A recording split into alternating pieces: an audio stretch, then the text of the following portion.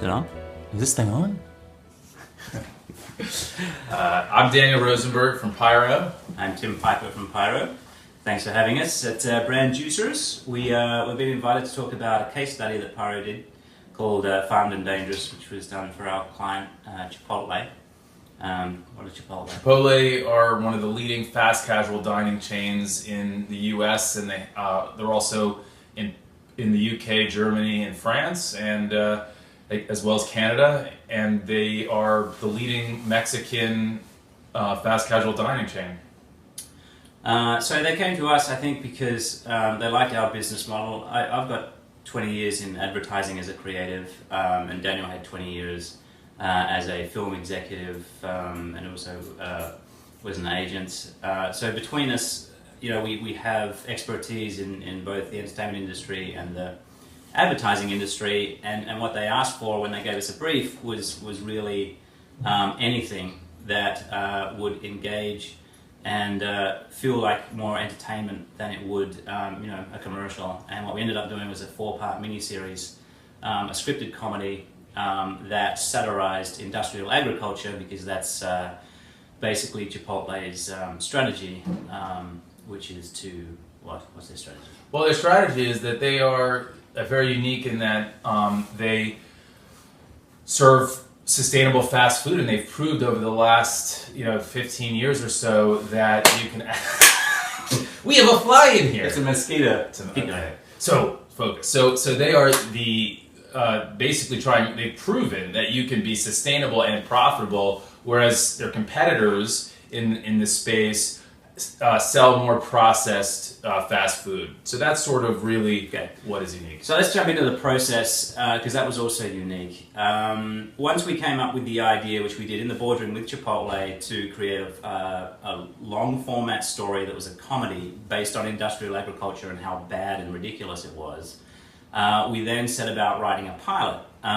So through Daniel's contacts in the entertainment world, we enlisted an Oscar-nominated screenwriter, Jeremy Pixar, to be in the writer's room. Also, Mike Deaconvac, who is a renowned TV writer. We also had Chipotle's voice lead, William Espy, in the writer's room, Daniel and myself. And then, and that's really how it started, with a script for the first pilot, which we then presented to Chipotle. As a brand, they really didn't know how to evaluate, a half-hour scripted comedy pilot. So we invited actors to come into their boardroom and actually read out the script. And then from there, they were able to see how it felt. They approved the pilot. We shot the pilot, for less than a blockbuster commercial, I would say. And then instead of spending a lot of money on the post-production and all that kind of stuff, we did a screening for them to make the decision as to whether or not they would go forward with more episodes and create a series, or whether they would show the pilot and test it out on the public to see if it was popular. As it turned out, they really liked the pilot, so they greenlit 3 more to make a series of 4. And we should probably get into the results. Well, before we get to the results, I think it's also important to talk about what we did sort of leading up to the release. This is a bit unprecedented. Number one, Chipotle, from a brand standpoint, they weren't really branded in the series at all. It was fairly unbranded. The only ways we tied it back to Chipotle were by surrounding the series with Chipotle messaging, as well as a presenting credit to Farmed and Dangerous.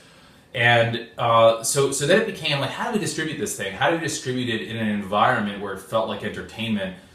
So we reached out to the various entertainment distribution possibilities in the US, and Hulu at the time seemed like the most logical fit because they had other content that seemed very similar.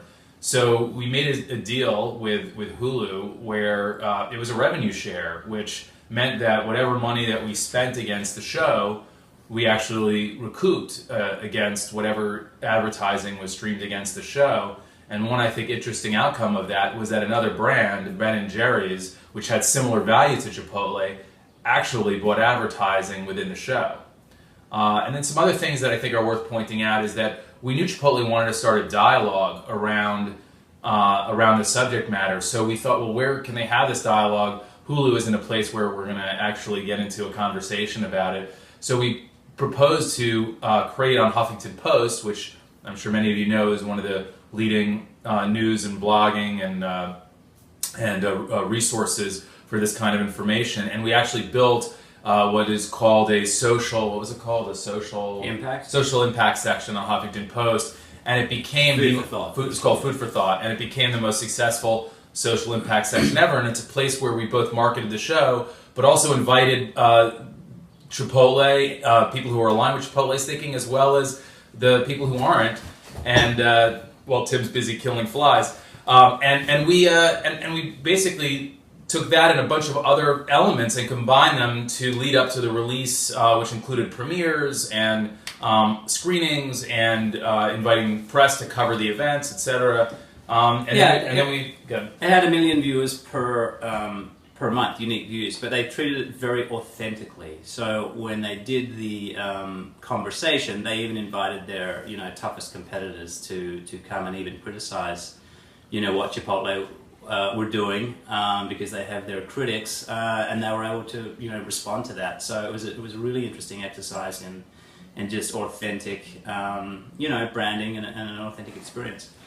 So as far as the results go, let's talk about them for a little bit. We can come back to the show, because I'm sure you're eager to know, was it successful? It's always the big measure of branded content, and it's difficult to measure. So we brought in someone to dive in pretty deep to learn what we could safely assume was responsible as results for Chipotle, and basically we ended up conservatively estimating an 800% return on investment when you look at the sales from the stores. There were other measurements, one outside, really interesting outside evaluation was done by the Participant Index. This is the Bill and Melinda Gates Foundation, along with Participant Media and a university. I can't remember the university. But basically, they looked at the last 10 or so years of films and television that had something to say about a cause.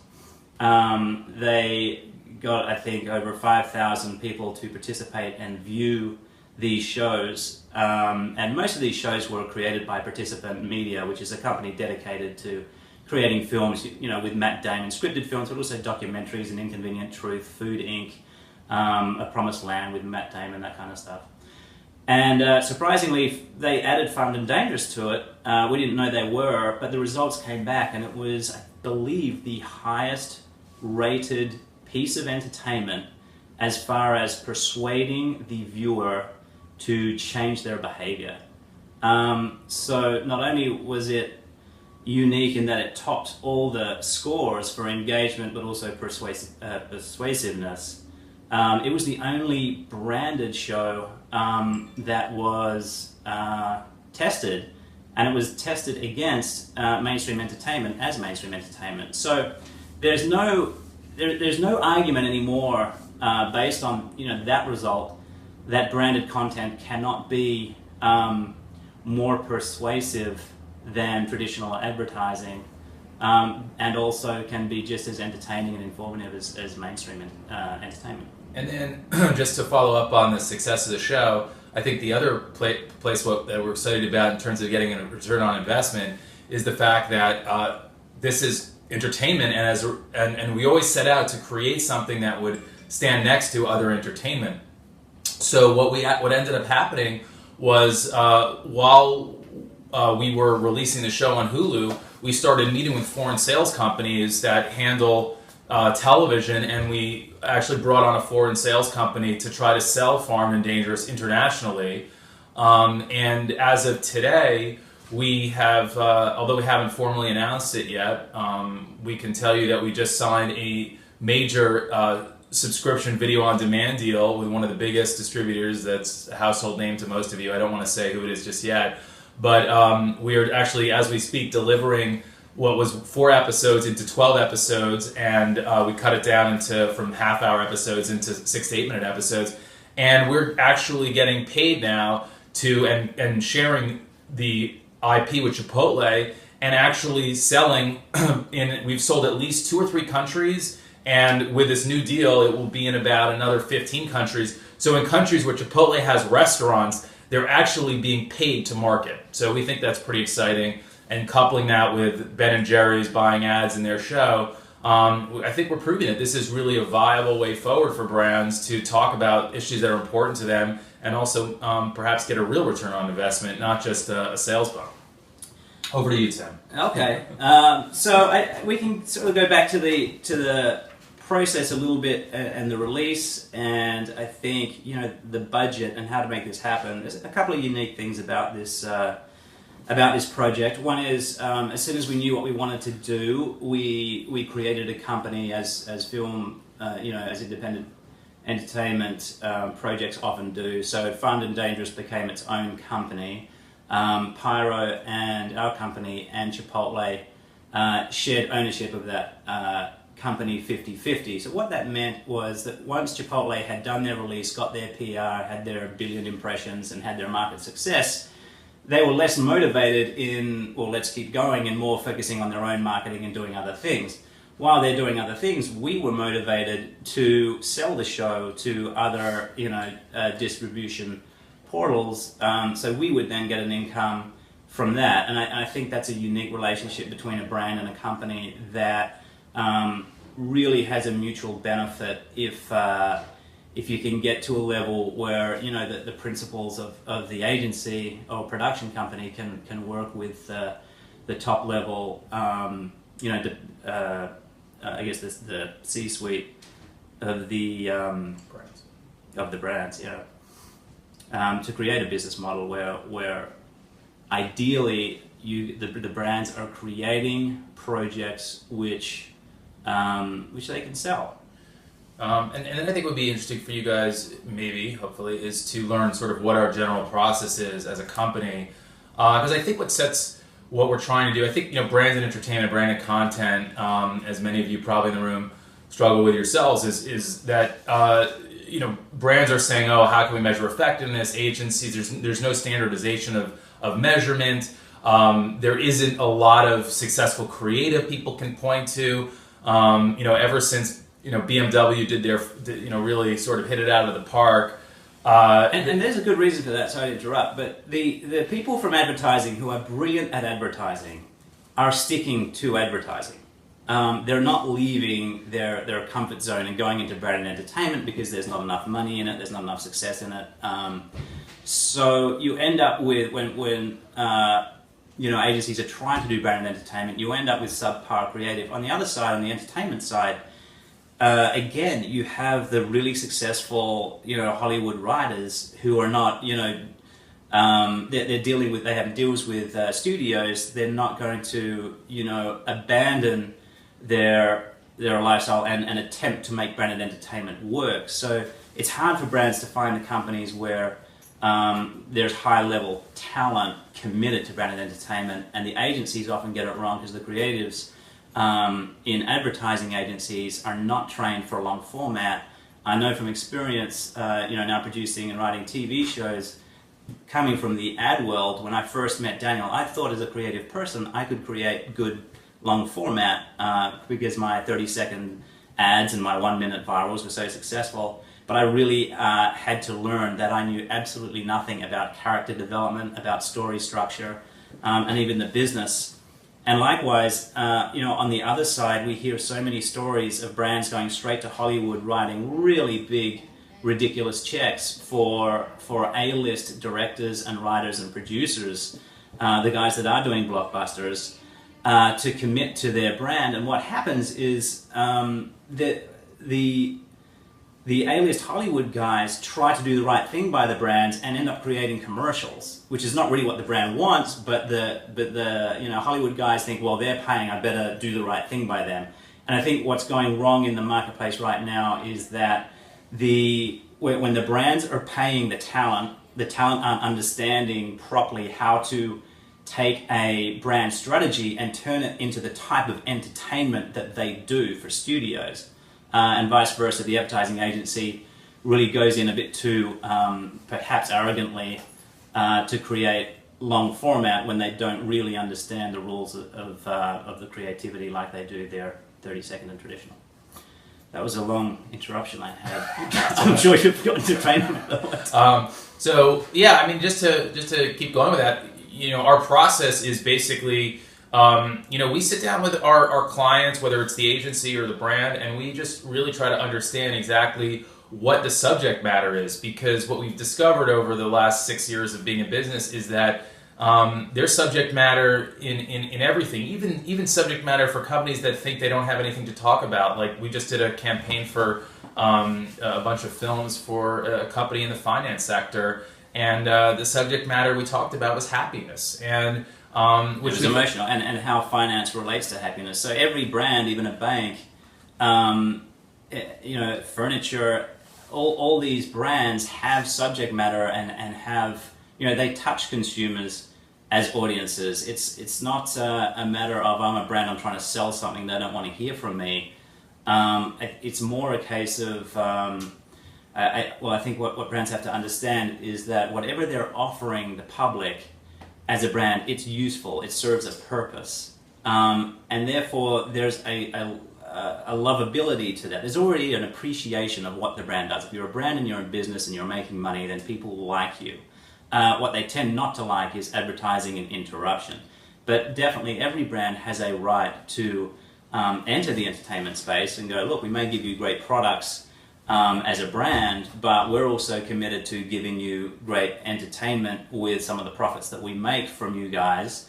And the entertainment is always going to relate to the type of values that we have as a brand, if not the brand specifically itself. And so there's always a way for a brand to become culturally relevant with their messaging, based on the fact that they're culturally relevant with their products. And then after we have the sort of subject matter, then we usually, depending on what the client wants, whether they want a series or something, an individual film, we'll either pitch a bunch of worlds with some characters, or we'll pitch a storyline, and we're not precious. I mean, we'll pitch a lot of ideas. We actually very often learn a lot about our clients by the ideas that they hate, which is very infrequent. And basically we just set out to have a dialogue. Well, entertainment is a collaborative sport. Compared to advertising, where you've usually got your creative director, he's very important, and he's going to make sure that the writers do their certain thing. The creative team are kind of hugging it. They want they want the thing to win an award so they can, boost their profile and make more money, like all human beings in the workplace. But in the entertainment world, you've got lots of producers, lots of writers, lots of people to touch on it, and that's because entertainment just is probably a more difficult thing to pull off. But it's very collaborative. So the other thing I learned coming over into this world was that it's more beneficial to bring in clients in a way more collaborative way than what advertising is, because you really need to build and build and build and build until you create a project that the client's absolutely in love with and feels is a part of them, as well as every other creator from the entertainment world and ad world that has helped shape it into what it is. So that's why when we go to clients, we show like 30 to 50 ideas, just log lines for shows, and it's a fun process to actually go, wow, wouldn't that be cool? Wouldn't that be good? Oh no, that's terrible. But all that dialogue should be very open and transparent, as opposed to the big unveiling of the idea that we love for this 30-second commercial. So completely different process, and it tends to be a more fun one and more open one. I think we have about a minute left. Now we have a minute left, so questions? The question. The rest of our process is really just then going from the approved concept to development, writing, and while we're doing that, we're also thinking about distribution, other potential partners, where this is going to live, how to make sure that this thing isn't solely driven by paid media, that we have some shareability, those sorts of things. And production. I mean, don't be shy with branded entertainment to say this is the amount of money we are committed to early on, so as writers, your team can write towards a budget. And these days, with digital cameras basically becoming the equivalent of film, I mean, you're getting blockbusters now shot on cameras that don't require a lot of crew for lighting, and the cameras aren't expensive. So production has come down, and you can get really good production quality from far less than what it used to be. And I'm not sure that the that the production companies have let brands understand that. They're sort of holding that back a bit, but there are certainly ways to create, scripted dramas and comedies, cost effectively. And one last point, it's not just about creating series. We just wrote a children's book for Toys R Us that really talks about their character Jeffrey, which is a mascot of theirs for many years, but they didn't really have an understanding. We created a story from their logo. So, talk about not having much to offer the entertainment space. They simply had a giraffe in their logo and thought, well, what could we do with that? And the giraffe had stars on its coat, so we created a whole story and backstory as to why Jeffrey had stars. So you can get stories from something as small as your logo, or something as big as ingredients, which is what Chipotle's story came from. And the end result can be anything from, we've done songs, we've done books, we've done anything where there's storytelling, photography. Not here to pitch Pyro, Daniel. No, I'm just saying that don't limit yourself to storytelling in digital storytelling. I mean, we think that this whole new field is really about finding wherever you could tell your story and not make it about a concept, but really figuring out how to use all the media available to you now and really get to give your customer something of value. I think that's really where brand and entertainment needs to go. Not just Pyro, but everyone. I think everyone needs to start thinking about. There's more information on that at info@wearepyro.com. Just kidding. All right. Well, I think the mosquito survived. I can't believe it. It's a minute and 30 seconds over. I hope you edit the last minute and 30 seconds out. And thank you for inviting us. Thanks, guys. Cheers.